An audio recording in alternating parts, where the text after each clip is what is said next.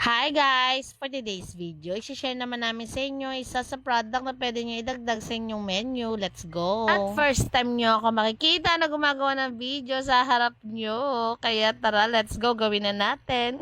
Bibihira nyo nga ako makikita sa camera guys. Dalayo ko talaga na nakaharap ang camera sa akin. Nahihiya ako. Ay!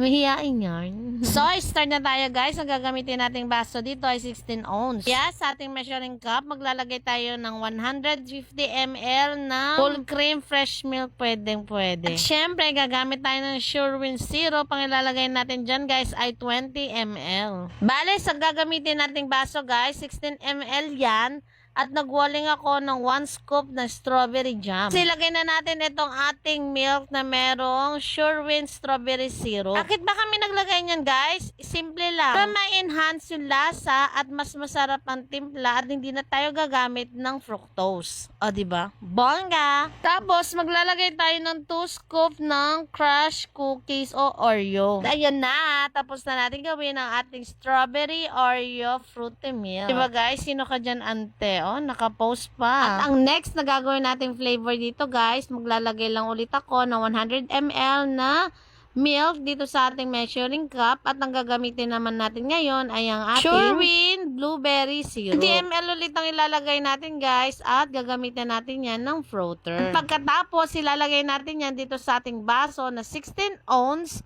na may walling na blueberry jam. At nung huling ilalagay natin ang ating 2 scoop na crushed Oreo. At tapos na natin gawin ang ating blueberry Oreo fruity milk. Ipilit ko nga itago ang aking mga extra fats dyan. Kaya ayan, ang gulo mo ng ante mo. O, diba guys, nanlalaban ang aking crop top dyan. Haha! Charis lang. Tapos itong ating huling gagawin ay ang aming favorite flavor. Sa ating measuring cup, naglagay lang ako ulit ng 150 ml na milk. Fresh milk, full cream milk.